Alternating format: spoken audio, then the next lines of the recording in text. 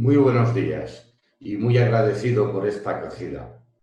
Quiero agradecer muy especialmente a Pede esta invitación para participar en este evento, que creo que es una muestra más de su permanente contribución a la mejora del país. También agradecer a CECONCE, con quien tengo el gusto de colaborar desde el inicio de sus actividades. Tanto a Pede como el CECONCE están demostrando el compromiso de la sociedad civil organizada panameña para impulsar las políticas que lleven, de una vez por todas, al desarrollo de los diversos territorios que integran el país. Yo voy a tratar de explicar lo más esencial de las prácticas que han puesto en marcha algunos gobiernos europeos y más detalladamente el español para ayudar a las micro y a las pequeñas empresas ante la emergencia provocada por la pandemia. Esta pandemia está teniendo un grave impacto en la salud de las personas y la única manera eficaz de frenar su expansión es el distanciamiento social. El resultado es conocido: caída de la actividad económica que impacta duramente a las empresas, amenazando seriamente la continuidad de un elevado número de ellas. Ante esta caída de la actividad, las empresas no pueden mantener los flujos de ingresos que necesitan. Tampoco pueden sostener su nivel de gasto. Y esto afecta muy especialmente a los gastos de personal laboral. La combinación de estos dos factores plantea una muy grave amenaza al sostenimiento del tejido productivo y, por tanto, un serio problema para la reactivación económica. Estos son, en mi opinión, los dos factores primarios que conforman el foco principal de actuación: financiamiento y relaciones laborales.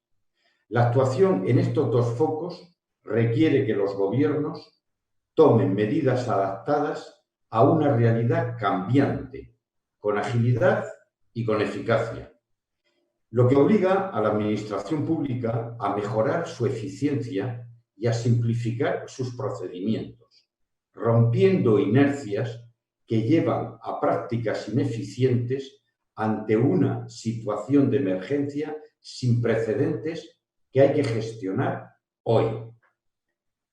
Esto requiere una voluntad y un liderazgo político capaz de imponer criterios básicos y excepcionales, porque no se trata únicamente de un problema económico y de salud pública.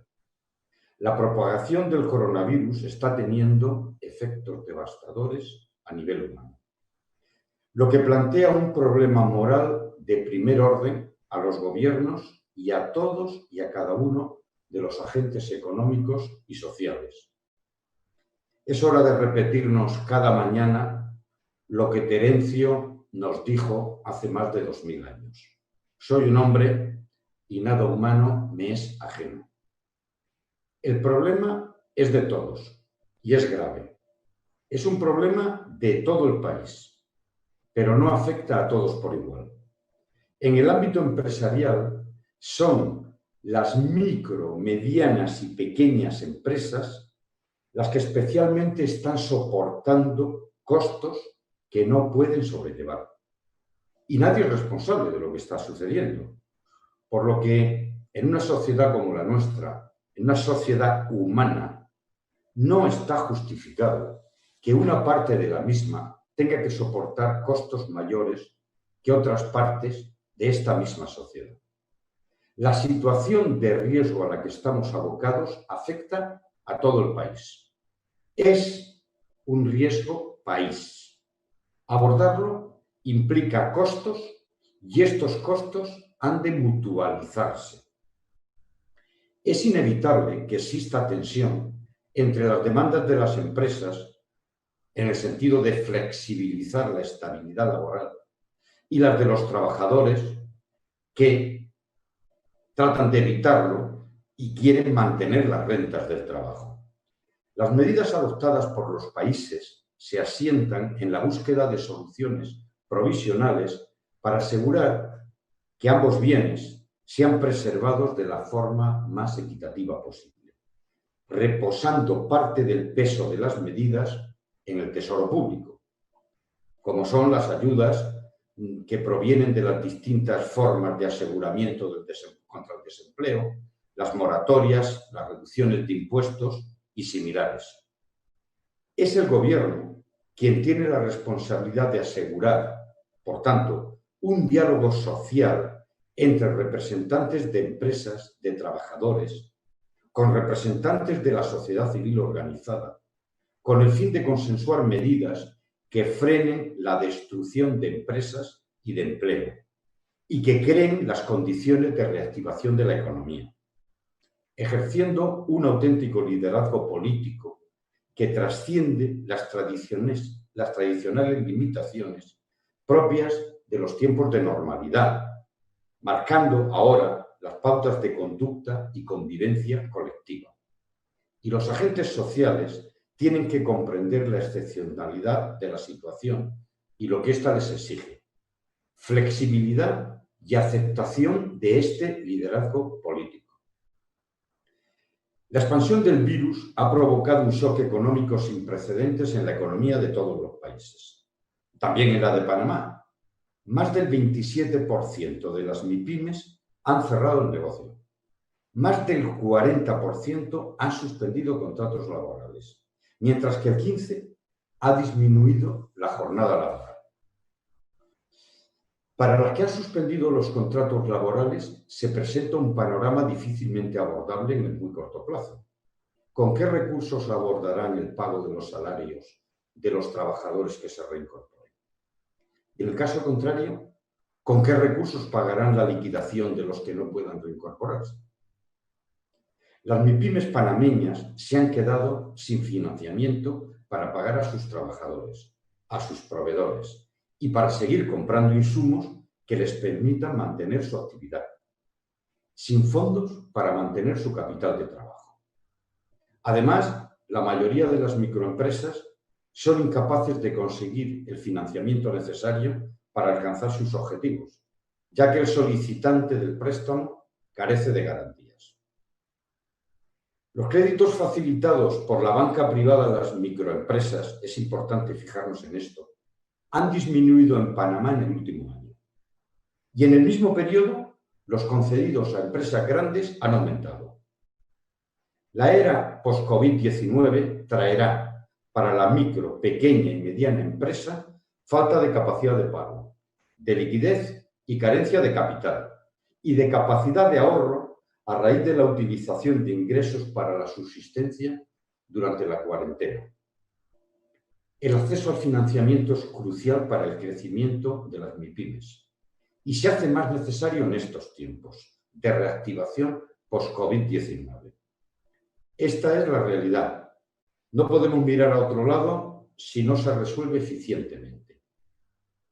Quiebras y cierres de empresas, trabajadores desempleados, puede ser el panorama inmediato, si no se hace frente de forma inmediata. ¿Qué medidas se pueden adoptar para evitar el cierre de empresas y el mantenimiento de empleo y de rentas? 3 son las líneas de actuación que están siguiendo la mayor parte de los gobiernos en el mundo. La primera consiste en proporcionar liquidez a las empresas para prevenir su asfixia financiera y para asegurar la cadena de pagos. Actuaciones urgentes en inversión pública generadora de empleo. Avales del Estado a créditos facilitados por el sector privado financiero y moratorias y exenciones fiscales forman parte de las medidas que se están llevando a cabo. La segunda línea de actuaciones se centra en ajustar los niveles de empleo temporalmente. Ante una caída tan importante de la actividad, sin una reducción de los costos laborales, las empresas no tienen posibilidad de seguir adelante. Y el resultado será la pérdida permanente de empleo. Por tanto, flexibilización de las relaciones laborales bajo la tutela del Estado y prestaciones sociales desde el sector público son el tipo de medidas que de forma generalizada se han puesto en práctica. Y la tercera línea está siendo la protección de los colectivos más desfavorecidos con subsidios directos de carácter selectivo. ¿Cómo se están aplicando estas medidas? En los países europeos, las medidas adoptadas son muy parecidas entre ellos y responden al esquema general que acabo de comentar. El impacto social y económico se ha visto mitigado, en gran parte, por las medidas de mantenimiento de rentas para los trabajadores y sus familias, junto con los instrumentos de garantía de liquidez para las empresas. En el caso de las microempresas, combinando además el acceso a este financiamiento de su actividad empresarial con apoyos directos a los microempresarios que han pasado a ser considerados igual que los trabajadores por cuenta ajena. Son trabajadores por cuenta propia, pero a efectos de estos apoyos están recibiendo la misma consideración. Las medidas adoptadas para impedir la falta de liquidez de las empresas y los negocios han sido y siguen siendo de gran importancia y se sitúan entre el 8 y el 15% del PIB de cada uno de los países que las han puesto en marcha. Para hacernos una idea, en el caso de Panamá supondría cifras que oscilarían entre los 4.000 y los 8.000 millones de dólares.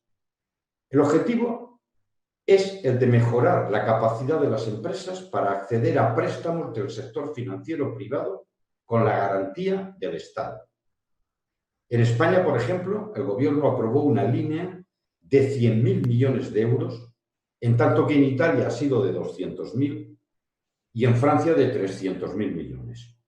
Además, se han adoptado medidas que ayudan a la liquidez de las empresas mediante el aplazamiento y la renegociación del pago de alquileres y locales de negocios, la suspensión temporal o modificación de los contratos de suministro, muy especialmente los de electricidad y otras fuentes energéticas, el aplazamiento en la devolución de préstamos concedidos anteriormente por instituciones públicas, la suspensión de los contratos públicos cuya ejecución se ha vuelto imposible como consecuencia de la pandemia, subsidios directos a empresarios individuales o a propietarios de microempresas, también subsidios directos a pymes para fomentar la contratación de trabajadores y para apoyar la venta online o el teletrabajo. Las medidas de apoyo fiscal también ayudan a la liquidez de las empresas. Y en este sentido se han tomado, entre otras, medidas como el aplazamiento de impuesto de las pymes y de los empresarios individuales y la moratoria en el pago de las cuotas empresariales de seguridad social. Dos son las medidas de mayor relevancia que se están tomando para apoyar al tejido productivo. La línea de avales estatales para acceder al financiamiento privado y la regulación temporal del empleo.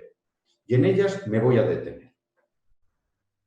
La línea de avales de la financiación bancaria a empresas trata de preservar la normalidad de los flujos financieros y de los niveles de circulante y liquidez de las empresas, en particular de las más pequeñas. El criterio seguido es que el riesgo de la pérdida de este capital de préstamo debe ser ubicado dentro del concepto riesgo país, por la pérdida masiva de empleos para la economía que se trata de combatir. Este financiamiento no implica desembolsos para el Tesoro Público y destaca la flexibilidad concedida a las entidades financieras en el uso del capital. La garantía del Estado cubre hasta el 80% en el caso de las MIPYMES. El importe máximo que se concede a cada empresa es el equivalente al doble de sus costos salariales o al 25% de su facturación en 2019, con un importe máximo de 1,5 millones de euros por empresa. El plazo de devolución es hasta 5 años, pero las empresas tienen que justificar debidamente esa necesidad como consecuencia directa de la crisis provocada por la pandemia.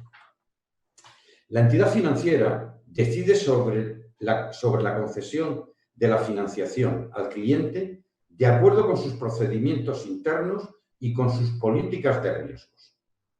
los costos de los nuevos préstamos que se beneficien de estos avales se mantienen en línea con los costos anteriores. Y las entidades financieras se han comprometido a mantener las líneas que hasta ahora tenían concedidas a cada empresa para financiamiento de circulante.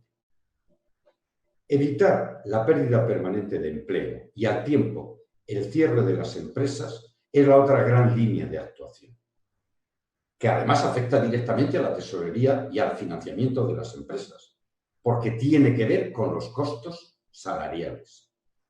Este doble criterio, el de abordar la pérdida permanente de empleo por una parte evitándolo, pero por otra parte evitar el cierre de las empresas, enfrenta dos perspectivas contrapuestas según los criterios convencionales previos a esta emergencia que todos estamos viviendo, que son la perspectiva de las empresas y la perspectiva de los trabajadores. Se impone a ambas perspectivas flexibilizar posturas. Por eso, el diálogo social impulsado desde el Gobierno ha llevado, en el caso de España y de los otros países en Europa, a la creación de una mesa de seguimiento de la crisis que, en este caso, se ha venido reuniendo semanalmente. El resultado más importante de estas reuniones ha sido el tratamiento dado a los expedientes de regulación temporal de empleo. La flexibilización en el tratamiento de estos expedientes es la medida clave para evitar la destrucción de empleo y la pérdida de tejido productivo. En base a ello, se consideran de fuerza mayor los expedientes de suspensiones de contrato y reducción de jornada causada de forma directa por la crisis. Pero estas causas no pueden justificar la extinción del contrato de trabajo ni el despido.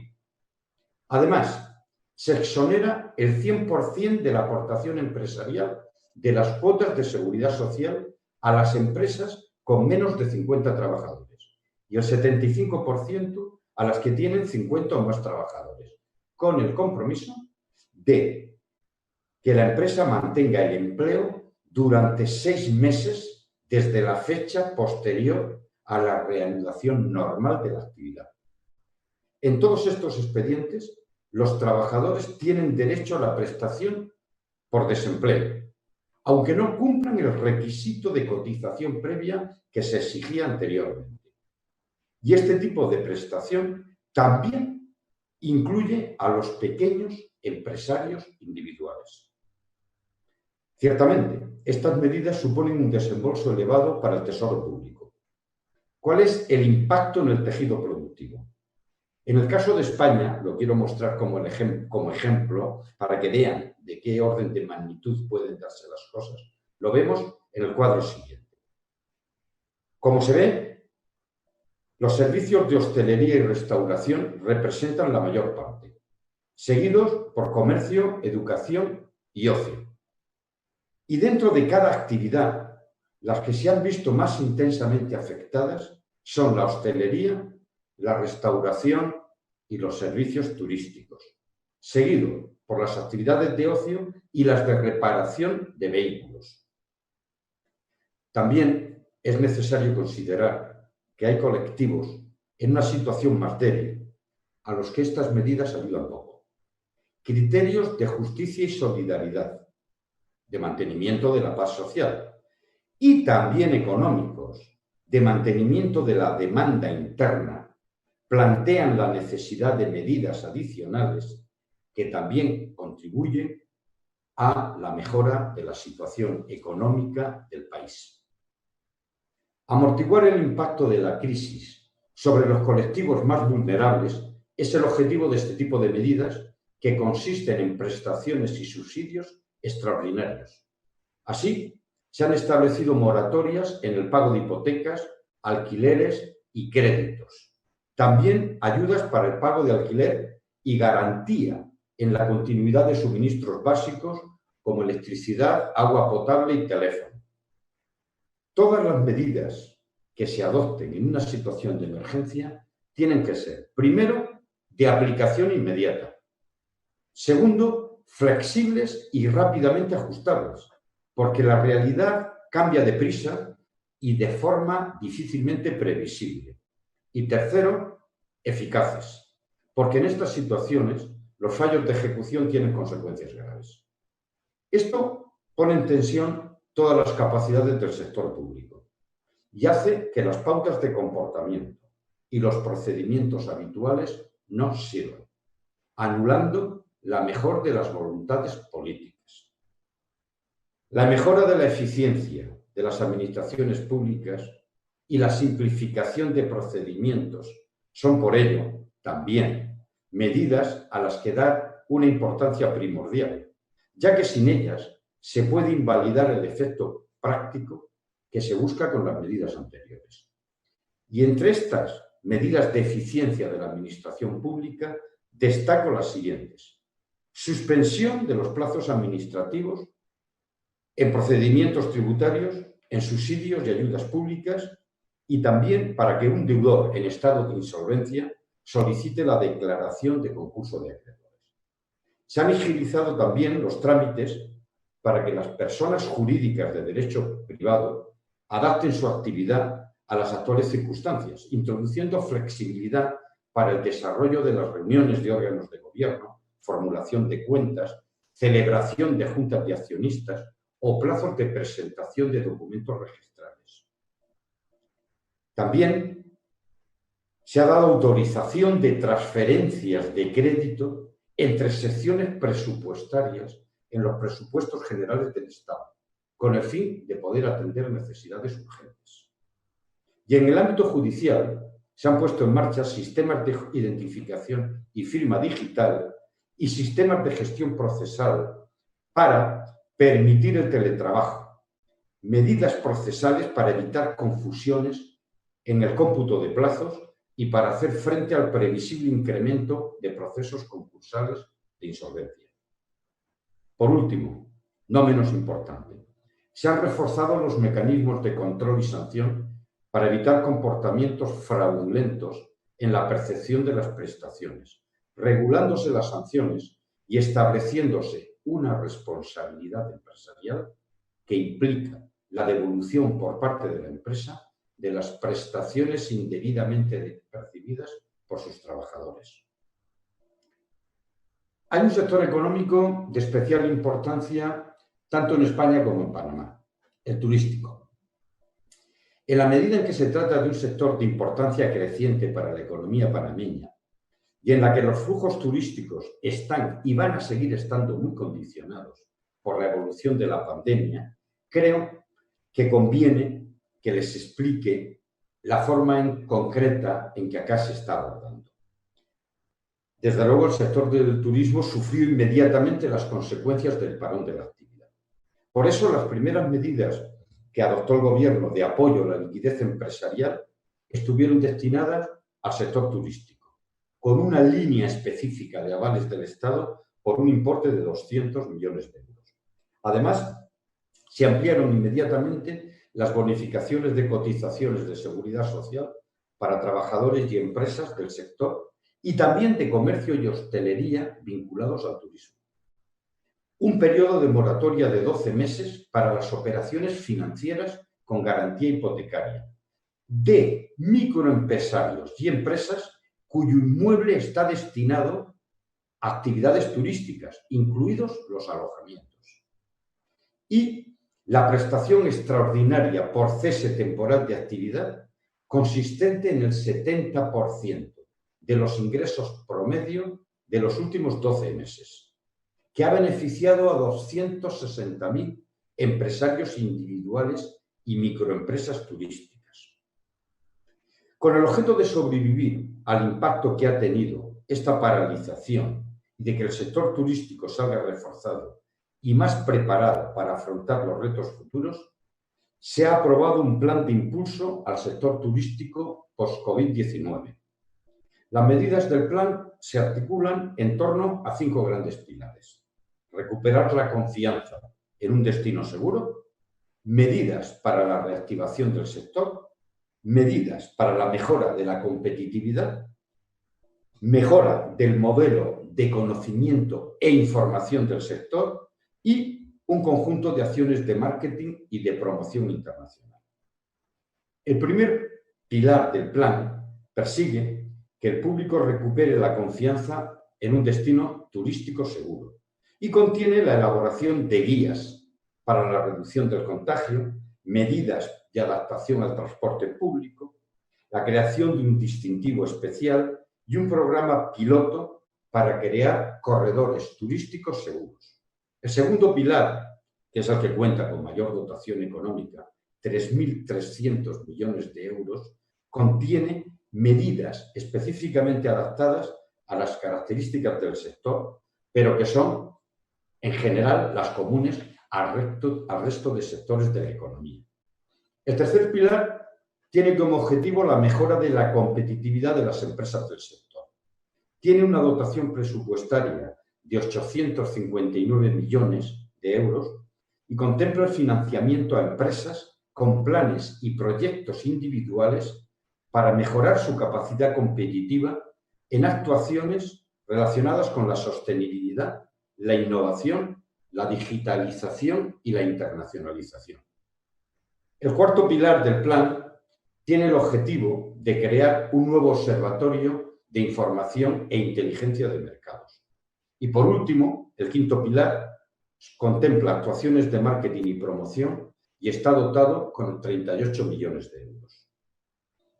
Para finalizar, les voy a mostrar un cuadro que resume las principales medidas adoptadas en Francia, Italia y España para el apoyo en el financiamiento a las empresas. En todos ellos, el financiamiento es aportado por las entidades privadas del sistema financiero y en todos ellos cuenta con el respaldo de la garantía aportada a cada préstamo por el Gobierno a través de una institución pública de respaldo. Como antes comenté, el monto total de estas líneas oscila entre el 8 y el 15% del PIB en cada uno de los tres países. También en todos hay un límite máximo que se fija en función de la facturación anual de cada empresa o del costo salarial. La garantía del Estado oscila entre el 70 y el 90% dependiendo del tamaño de la empresa. Y los plazos de devolución están básicamente en torno a los 5 años en cada uno de los tres países. Concluyendo, que ya estoy ocupando demasiado tiempo, ya me doy cuenta. Dos grandes tipos de actuaciones destacan. Apoyo público al financiamiento de las empresas sin necesidad de aportación de liquidez por el sector público, pero sí aportando su aval, que es una forma de mutualizar las consecuencias de esta situación de emergencia nacional, primando criterios de solidaridad nacional y de riesgo país. Y flexibilidad laboral con protección de los derechos de los trabajadores para asegurar la continuidad de las empresas y así evitar la pérdida permanente de empleo, pero con aceptación flexible por parte de las organizaciones representantes de los trabajadores ante la situación de emergencia.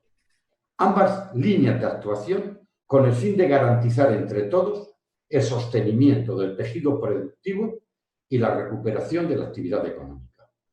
Y muchísimas gracias por su atención.